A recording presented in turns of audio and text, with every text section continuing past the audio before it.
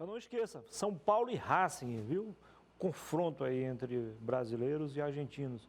Antes da final, da primeira final do Paulistão, São Paulo vai ter que enfrentar esse grande desafio pela Libertadores, valendo vaga na próxima fase da competição mais importante do continente. Hoje, a partir das 7h15, o jogo começa às 7h30, mas a partir das 7h15 chama esquentando os tamborins, né? Isso mesmo. 7h15, aqui na TV Rio Branco, Libertadores para você. Com o apoio do Arasuper, do Aramix, eu tenho o prazer de conversar agora com o proreitor de planejamento do IFAC, o professor Ubiraci Dantas. Seja bem-vindo, professor. Muito obrigado por ter aceito o nosso convite também. Muniz, a gente que agradece a oportunidade aqui de estar no programa para relatar a situação que a gente tem vivido ultimamente, né? Recentemente a gente divulgou um pacote de obras, como a professora Rosana no bloco anterior citou, e agora a gente tem uma grande preocupação com relação ao que vai ser dessas obras que vão ser entregues. Difícil, muito difícil. Como é que nós vamos contratar vigilância para essas obras, como é que nós vamos fazer a parte da limpeza dessas obras, né? Paralelo a isso, tem uma incerteza muito grande quanto ao retorno, né? Quando nós estaremos hábeis a voltar ao ensino presencial, né? Atualmente nós estamos no ensino remoto. E aí são perguntas que de cara esse ano a gente já pode afirmar, esse ano a gente não tem condições de voltar, né? A gente já fez todas as contas, a gente precisa fazer novas contratações relacionadas à sanitização de ambientes, a algumas adequações que a gente precisa fazer nos imóveis para receber minimamente com segurança não só os alunos, como também nossos servidores, né? Professor, antes de esmiuçar mais alguns pontos aí que merecem um esclarecimento, na sua opinião, assim, o que nos levou a chegar a esse ponto? Bom, Muniz, tem toda uma questão de deterioração da arrecadação pública, né? Claro, muito a ver também com a pandemia, desempenho da economia também não está muito bom, mas o fato também é que isso também pode ser uma decisão política, que aí eu não tenho os elementos suficientes para fazer uma análise, né? A política do governo é extremamente de austeridade fiscal, né? Uma política, inclusive, que contraria até preceitos do FMI, mas eu não vou entrar no mérito dessa questão, porque aí senão a gente vai ter que passar a tarde todinha discutindo isso, né? Mas basicamente seria isso, né? A gente teria mecanismos de política fiscal que pudessem pelo menos não resolver o problema, mas pelo menos atenuar a situação que a gente está vivendo hoje. Pois é, assim, eu já percebi que o senhor é um cara muito comedido no que fala. Isso é bom, você tem que ter responsabilidade com o que fala. Agora, pelos números que vocês têm, era preciso chegar a esse ponto mesmo em relação aos cortes? Bom, particularmente eu acho que não, né? Eu acho que a gente não precisaria chegar nesse nível, eu acho que a gente poderia minimamente fazer uma otimização de recursos, sim, todo mundo entrar no sacrifício, só que ao mesmo tempo nós estamos num momento de desaceleração e lentidão da economia, né? E qual é o mecanismo que nós temos para injetar recursos na economia? É o governo federal emitir dívida. Se ele não emitir dívida, a economia não cresce, né? Então a dívida é o dinheiro que entra para pagar auxílio emergencial, para socorrer universidades e institutos federais, para socorrer aquelas instituições que fomentam diretamente a população que está sofrendo mais com essa pandemia. O senhor acha que o governo deveria tratar a educação com um pouco mais de prioridade? Porque são vários setores, né, que foram prejudicados, mas pelo que eu estou vendo, quem foi atingido em cheio foi a educação. Com certeza, Muniz. E aí a gente também não pode esquecer do cenário que foi posto lá atrás também, né? A gente tem lá em 2017, 2016, a emenda constitucional 95. Essa emenda, ela congela basicamente os gastos públicos, incluindo saúde e educação, né? Então, essa emenda, ela é boa parte responsável por isso que a gente está vivendo hoje, né? Então, com essa emenda, por exemplo, o meu orçamento ele não pode ser maior do que o do ano que vem, não pode ser maior que o desse ano, a não ser se for corrigido pela inflação, né? Então, essa emenda, ela já me engessa. Então, assim, eu já tenho um cenário para o ano que vem que já é muito preocupante, porque é um cenário talvez um pouco melhor do que o desse ano. O ministro do Planejamento, Paulo Guedes, ele, apesar de tudo, ele fala com muito otimismo. E isso é bom. Agora, ao mesmo tempo, parece que ele está falando de outro país, então. A grande questão é que ele fala com muito otimismo da economia privada. Sim, né? da reação. Da reação do positiva, mercado e tudo. A grande questão é que, mesmo que o mercado ele recupere, isso demora a chegar, de fato. Isso vai demorar a chegar no setor público, porque a gente tem uma emenda que está condicionando o nosso orçamento. Enquanto essa emenda não for derrubada, a gente está com sérias preocupações com relação sempre ao orçamento do ano seguinte. A gente nunca sabe nem tem ideia de quanto a gente vai ter no ano seguinte. A ideia é sempre que ele ou vai ser igual ou vai ser menor. Então, a gente já tem trabalhado assim desde 2017. Mais um ponto aqui, esse é falar sobre suposição para a gente entrar no outro assunto, não menos importante. O senhor ainda acredita que numa ação da nossa bancada federal, os 8 deputados federais, os 3 senadores, talvez até o apoio do próprio governador, seja possível reverter parte desse processo, ou seja, diminuir esse enorme prejuízo? Olha, Muniz, eu acho que todo apoio é bem-vindo. A nossa bancada, pelo menos a maior parte da nossa bancada, tem sido parceira das nossas ações, tem, inclusive, defendido pautas que a gente tem passado para eles. E, claro, se todos vierem juntos, é óbvio que isso vai ter um peso maior. Então, a bancada seria de grande valia nesse momento para estar ajudando a gente a enfatizar junto ao governo que, da forma como está, a gente vai ter sérios problemas de funcionamento no futuro. Fechar, a gente não vai fechar porque a gente sabe que mesmo aos troncos e barrancos a gente vai, mas a gente vai prejudicar a qualidade do ensino que a gente tem ofertado ao longo desses 10 anos. Esqueci de perguntar para a reitora. A qualidade está em risco?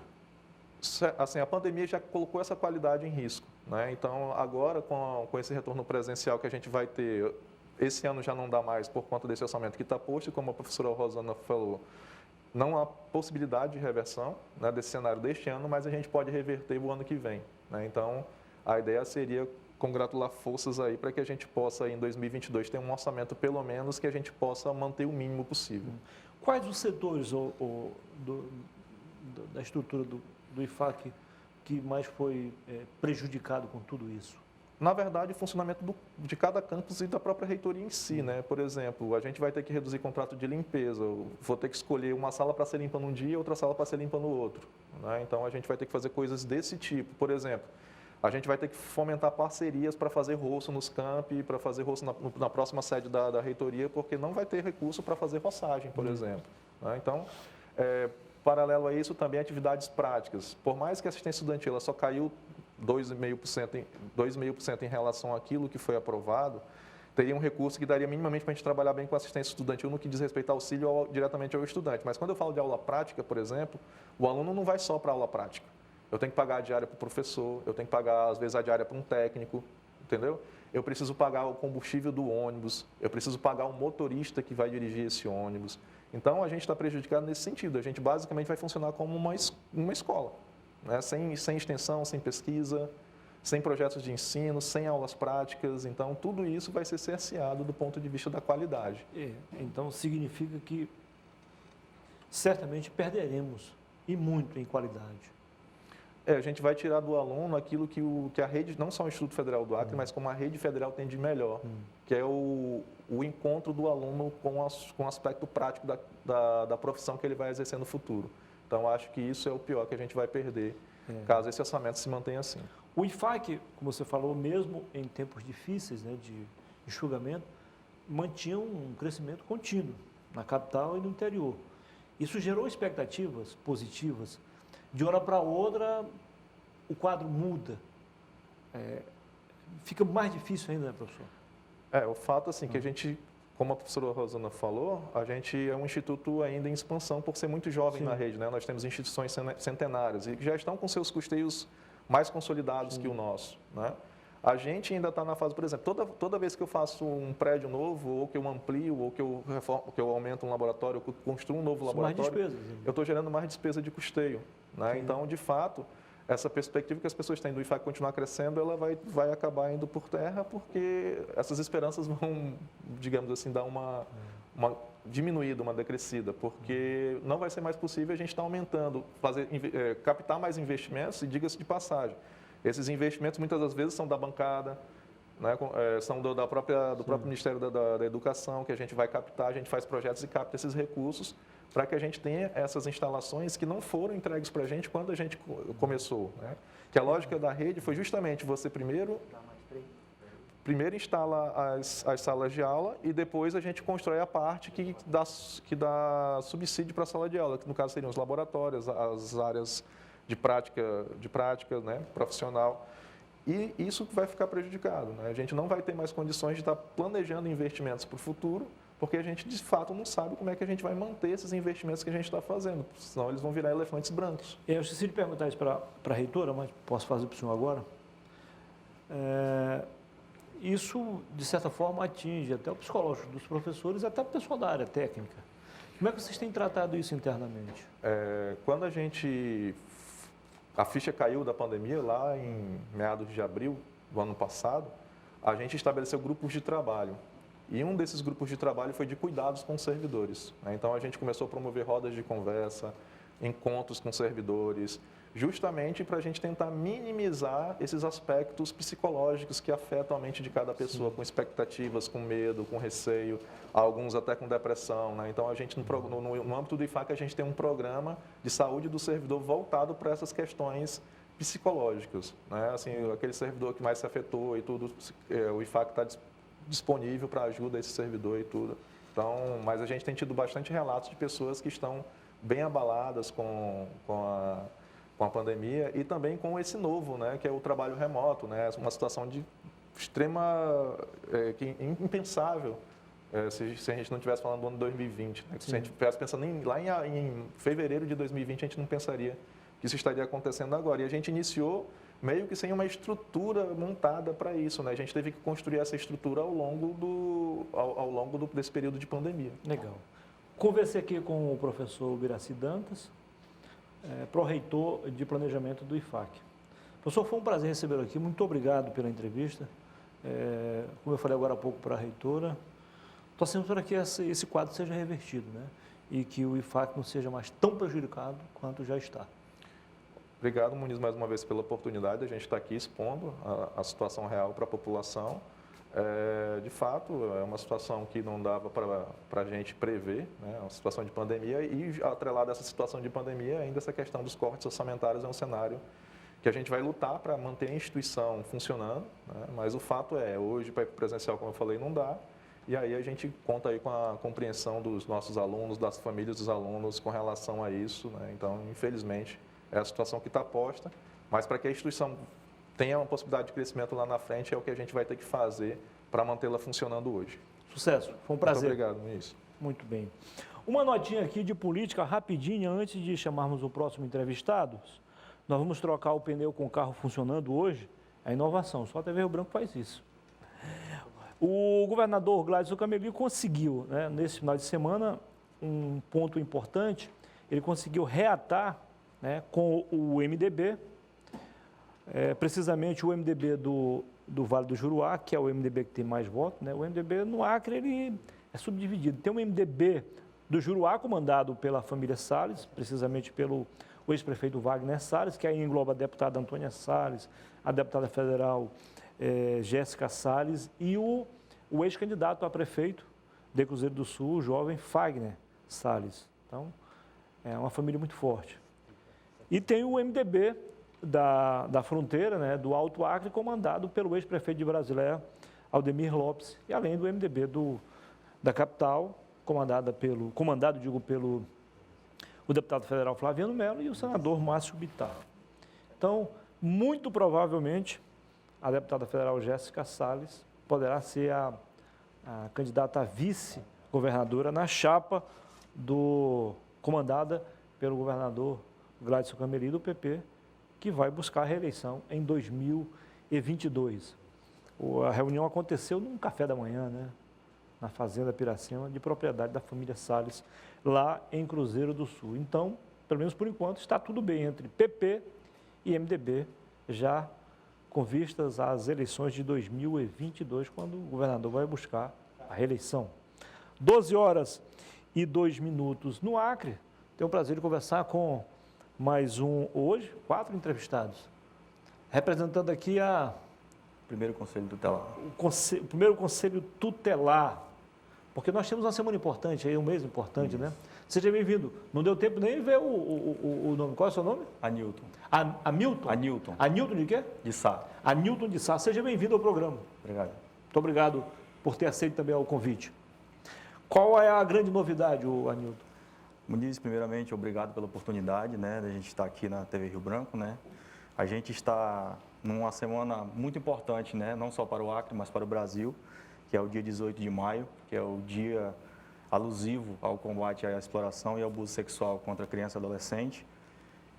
Dia esse que foi instituído através da Lei 9.970, né, que só em 1973 que foi instituído, pois aconteceu um grande crime, na verdade, de uma criança de 8 anos que foi abusada por 3 jovens, né, que é a pequena Araceli, e aí ficou esse dia alusivo, né, para a gente combater essa exploração e o abuso sexual, tendo em vista que ela foi cometido todo tipo de violação de direito, né, ela foi raptada, ela foi violentada sexualmente e depois morta, né, em Vitória, em Espírito Santo, né, mas tantas outras Araceli existem no Brasil, aqui no Acre, né, sendo vítima de abuso sexual.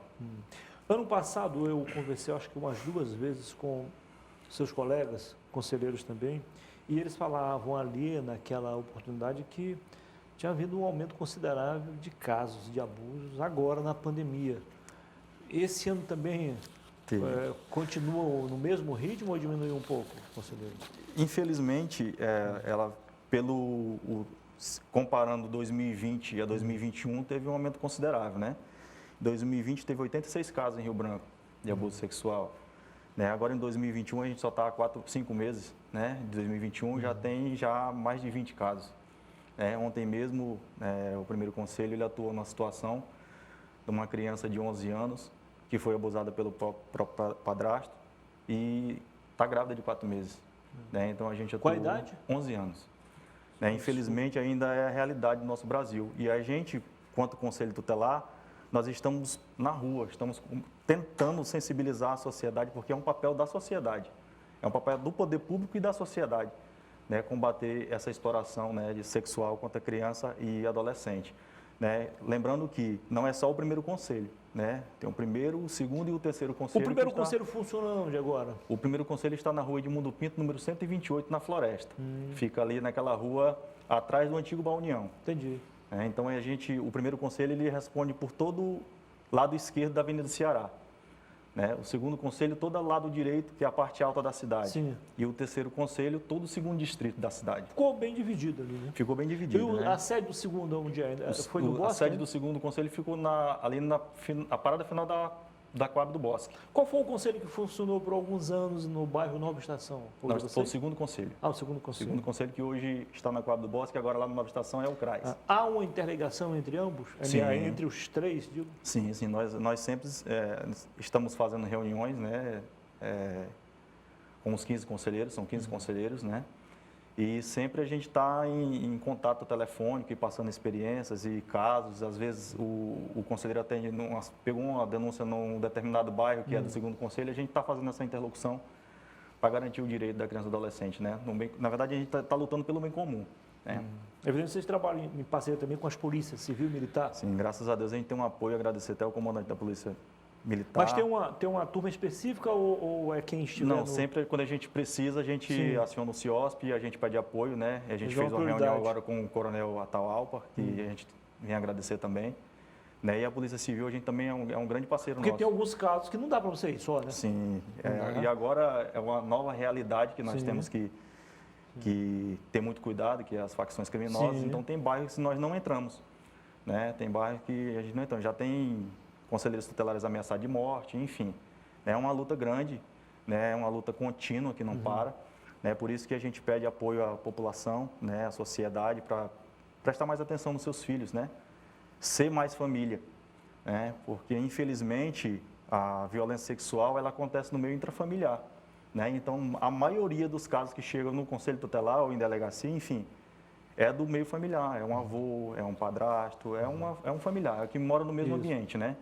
Eu vou simplificar aqui. Existem as duas SAIS-DHs, né? Secretaria de Direitos Humanos e Ciência Social, no estado do município. Com quem vocês mantêm um relacionamento mais próximo? Com todos, né? Do município, né? E a gente tá vinculado ao gabinete do prefeito. Né? Porém, a gente mantém parceria com a rede toda, né? Com a SAIS-DH, a gente tem, graças a Deus, também a segunda vara da infância, na pessoa do Dr. Wagner, muito gente boa também, é uma pessoa que sempre está nos apoiando, né? O Ministério Público, então a rede em si Quem é a referência funciona. de vocês lá no Ministério Público? A doutora Vanessa e o doutor Maia. Tomar é sempre na luta, Sempre na né? infância, sempre na infância, por isso que eu falo, a luta é contínua, nunca para. Então, o mandato do conselheiro tutelar é de 4 anos. Então, os novos que vão entrar ou os que vão continuar, a luta continua. Você está gostando de ser conselheiro? Já é o 5º ano que eu estou no Conselho Tutelar, né? A minha esposa e minha filha sempre falam, né? Eu nunca vi o meu pai tão feliz de fazer o que ele faz, que é o trabalho no Conselho Tutelar, né? Eu vim de uma outra, vamos dizer assim, de uma outra pegada, né? Você sabe, né? Lá no passado onde eu trabalhava, mas eu me encontrei no Conselho Tutelar, né? Você se dedicar a vida para garantir o direito de uma criança, do adolescente, que é o futuro, é o nosso futuro, né? Lá no passado, não muito distante, eu também era criança, você também era criança, e a gente tem um anseio de tentar garantir o que a gente não tinha garantido. Não por culpa dos pais, né, mas por políticas públicas que não E eu eram acho criadas, né? que o segredo do sucesso está aí, viu, amigo? Você gostar do que está fazendo, gostar do que faz. Porque se for só pelo salário, não compensa. Não. Ou você gosta, né, tem amor aquele trabalho, então eu costumo dizer para os colegas, porque na verdade não é só eu que amo o que eu faço, né? Eu tenho 14 colegas que também amam o que faz, né? E aproveitando, né, agradecer a oportunidade de estar fazendo parte dessa comissão, né, de enfrentamento, né, à violência sexual infantil, composta pela Débora, do 2º Conselho, né, a conselheira Débora, e a conselheira Terezinha, do 3º Conselho. Né? Não só elas, mas todos os colegas. A gente está fazendo parada nos sinais. Ontem a gente esteve,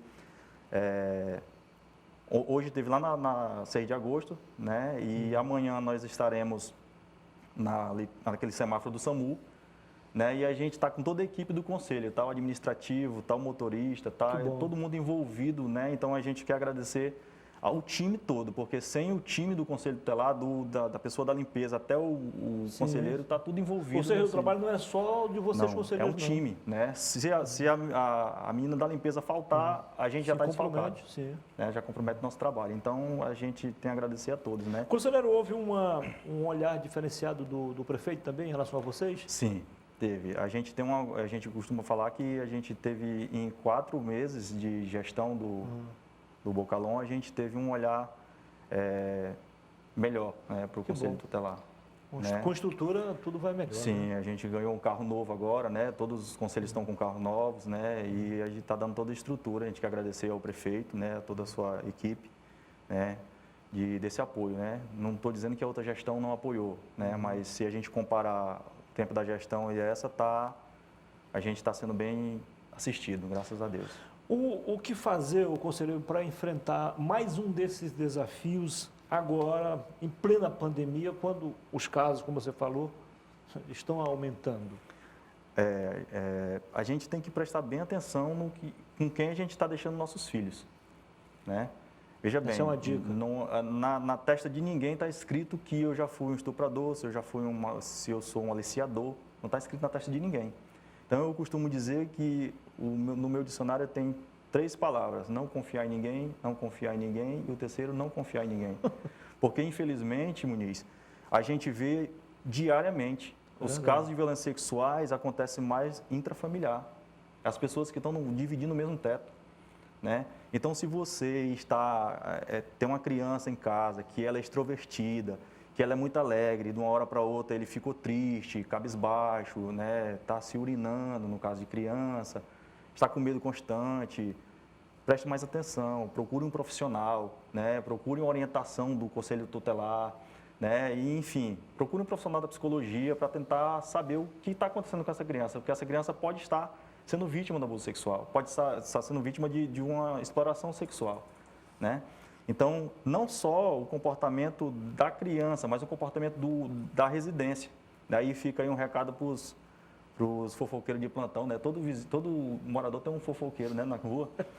E aí olhar mais nesse sentido de estar cuidando do outro, né? Porque é um dever da sociedade. Sim. Então, se você viu uma casa que constantemente, normalmente, na verdade, é aberta, é movimentada, e de uma hora para outra ficou fechada, não viu mais a criança brincando, está ouvindo choro constante, ou, enfim, observou alguma anomalia, alguma coisa diferente, liga para a polícia, liga para o 190, né? Procura o Conselho Tutelar, porque às vezes você está fazendo a denúncia, mas não prejudicando, você está ajudando a família. Claro. Né? Agora, o mais grave, né, conselheiro, é a gente saber que normalmente os responsáveis por esse tipo de crime são justamente aqueles que deveriam apoiar, Garantir o deveriam dar todo o apoio necessário. Né? Infelizmente, eu estou olhando o telefone que eu vou agradecer também Fica à vontade. a Sensa, Sim. né? As Secretaria meninas Municipal também, de Saúde? a Secretaria Municipal de Saúde também está ajudando, está junto com a gente, né? Nesse combate, né? E as meninas lá da Vigilância Epidemiológica, o NASP, elas estão também na rua com a gente, né? E a gente está nesse combate, né?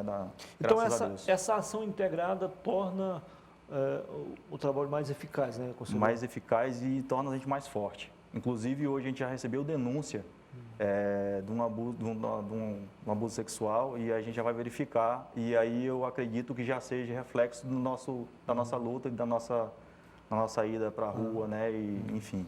Os senhores foram incluídos como prioridade na campanha de vacinação? Infelizmente, não. A gente Mas ainda está na deveria ser, luta, né?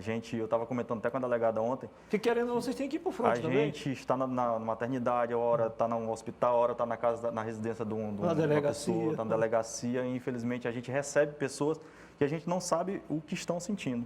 Então, a gente mandou até um documento, infelizmente, mandaram só a gente tomar mais cuidado e passar álcool e lavar as mãos, infelizmente, e usar máscara.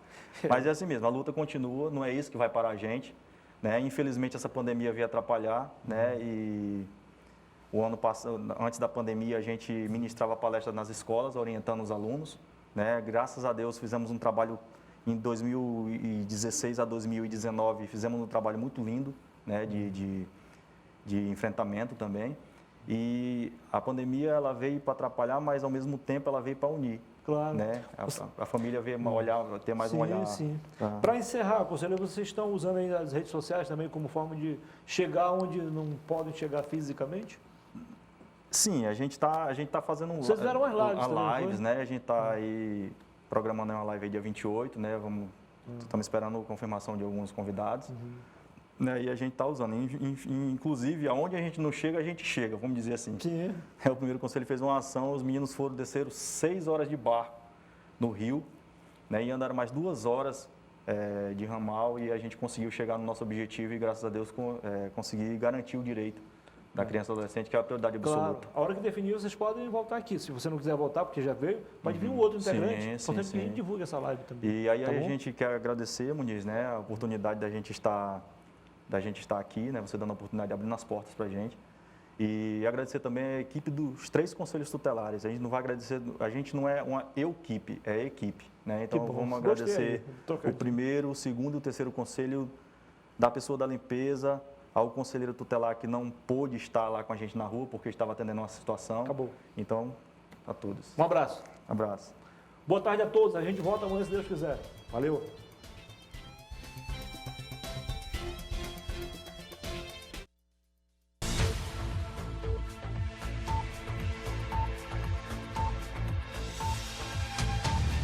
TV Rio Branco, SBT Canal 8. A TV que você vê.